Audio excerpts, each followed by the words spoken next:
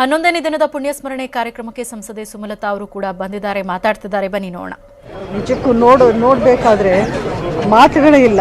ಆ ರೀತಿಯ ಒಂದು ಅಭಿಮಾನ ಪ್ರೀತಿಯನ್ನು ಇವತ್ತಿನವರೆಗೂ ಒಂದು ಜನಸಾಗರ ಅವರನ್ನು ಆ ಸಮಾಧಿ ಹತ್ರ ದರ್ಶನ ಪಡಿಬೇಕು ಅನ್ನೋ ಒಂದು ಆಸೆಯಿಂದ ಆ ಜನಗಳನ್ನ ನೋಡ್ತಾ ಇದ್ರೆ ಅನಿಸುತ್ತೆ ನಿಜಕ್ಕೂ ದೇವರ ಮಗನೇ, ದೇವರ ಆಶೀರ್ವಾದ ಪಡೆದು ಆ ಪ್ರೀತಿಯನ್ನು ಗಳಿಸಿ ಅದೇ ರೀತಿ ಆ ಪ್ರೀತಿಯನ್ನು ಇನ್ನೂ ಉಳಿಸ್ಕೊಂಡಿದ್ದಾರೆ. ಪುನೀತ್ ಅಮರಾನೆ, ಯಾವತ್ತಿಗೂ ಎಟರ್ನಲ್. ವ್ಯಕ್ತಿ ಸಿನಿಮಾ ಅಂದ್ರೆ ಅವರು ಸಂಪೂರ್ಣ ಸಹಕಾರ ಕೊಡ್ತಿದ್ದ ವ್ಯಕ್ತಿ ಅಪ್ಪು ಅವರು ಹೊಸಬರಿಗೆ ತುಂಬ ಪ್ರೋತ್ಸಾಹ ಕೊಡ್ತಿದ್ರು. ಯಾಕೆಂದರೆ ಬೇರೆ ಯಾರು ಹೋದರೆ ಇವತ್ತು ಮಾಡೋಣ ನಾಳೆ ಮಾಡೋಣ, ಅಪ್ಪು ಅವ್ರ ಪಿಕ್ಚರ್ ನೋಡಿ, ಟ್ರೈಲರ್ ನೋಡಿ, ಬೇಷನ್ ಬೆನ್ತಟ್ಟಿ ತುಂಬ ಚೆನ್ನಾಗಿ ಎಲ್ಲರ ಪ್ರೀತಿಯಿಂದ ಮಾತಾಡ್ತಿದ್ರು. ನಮ್ಮ ಚಿತ್ರರಂಗ ತುಂಬ ಚೆನ್ನಾಗಿರಬೇಕು ಅಂತ ಎಷ್ಟು ಖುಷಿ ಬಿಡೋರು ಅಂದರೆ ನಿಜವಾಗ್ಲೂ ಅಂಥ ವ್ಯಕ್ತಿನ ಸಿಗೋದು ತುಂಬ ಕಷ್ಟ. ಅಂಥವ್ರಿಲ್ಲ ಅಂತ ನಮ್ಗೆ ತುಂಬ ದುಃಖ ಆಗುತ್ತೆ.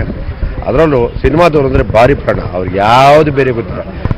ಸಿನಿಮಾ ಡಾಕ್ಟರ್ ರಾಜ್ಕುಮಾರ್ ಅವ್ರ ಕುಟುಂಬ ಇಡೀ ಚಿತ್ರಕ್ಕೆ ಅವ್ರ ಜೀವನ ಮುಡುಪಾಗಿಟ್ಬಿಡ್ತು, ಬೇರೆ ಏನೂ ಗೊತ್ತಿಲ್ಲ. ಅವ್ರು ಬೇರೆ ಭಾಷೆಯವ್ರು ತುಂಬ ಜನ ನನಗೆ 2 ವರ್ಷ ಕೇಳಿದ್ರು,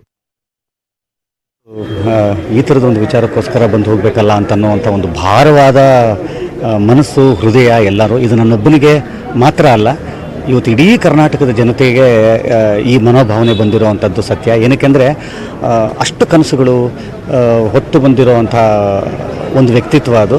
ಆಮೇಲೆ ಯಾರನ್ನೇ ಕಂಡರೂ ನಮ್ಮವರು ಅಂತ ಅನ್ನುವಂಥದ್ದು.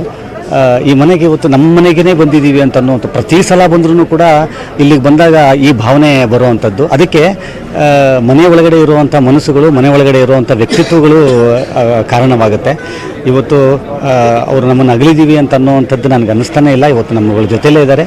ಅವರುಗಳ ಕನಸು, ಅವರ ಪ್ರೀತಿ, ಅವರ ಆ ಒಂದು ವಿಶ್ವಾಸ ನಮ್ಮೆಲ್ಲರ ಜೊತೆಯಲ್ಲೂ ಇವತ್ತು ನಾಳೆ ಅಂತಲ್ಲ, ಇನ್ನು ಎಷ್ಟು ವರ್ಷಗಳು ಕಳೆದ್ರೂ ಕೂಡ ಅದು ನಮ್ಮ ಜೊತೆಯಲ್ಲೇ ಇರುತ್ತೆ. ಅವರ ನೆನಪುಗಳು ಏನಿಲ್ಲ, ಅವರವ್ರು ಏನೇನು ಅಂದ್ಕೊಂಡಿದ್ರು ಒಂದಿಷ್ಟು ಒಳ್ಳೆಯದನ್ನು ಮಾಡಬೇಕು ಜನಗಳಿಗೆ ಅಂತ ಅನ್ನುವಂಥದ್ದು. ಸೊ ಅವರ ಕನಸುಗಳನ್ನು ಮುಂದುವರಿಸ್ಕೊಂಡು ಇನ್ನೂ ಯಾರಿಗೂ ಮನಸ್ಸು ಸ್ವೀಕಾರನೇ ಮಾಡ್ತಾ ಇಲ್ಲ. ಅಪ್ಪು ನಮ್ಮ ಜೊತೆ ಇಲ್ಲ ಅನ್ನುವಂಥದ್ದು. ಮೊದಲು ಮನಸ್ಸು ಸ್ವೀಕಾರ ಮಾಡಬೇಕು, ಆಮೇಲೆ ಅದನ್ನು ಗ್ರಹಿಸ್ಕೋಬೇಕು. ನನಗನ್ಸುತ್ತೆ ವರ್ಷಗಳೇ ಆಗಬಹುದೇನು, ಕಾಲಕ್ರಮೇಣ ಈ ಅಗಲಿಕೆ ಗ್ರಹಿಕೆ ಆಗುತ್ತೆ ಅಂತ ಅನಿಸುತ್ತೆ. ಅವರ ಆತ್ಮಕ್ಕೆ ಚಿರಶಾಂತಿ ಸಿಗಲಿ, ಅಶ್ವಿನಿಗೆ ಮತ್ತು ಅವರ ಎಲ್ಲ ಮನೆಯವರಿಗೆ ಈ ದುಃಖವನ್ನು ಭರಿಸೋ ಶಕ್ತಿ ಭಗವಂತ ಕೊಡಲಿ. ನಮಸ್ಕಾರ.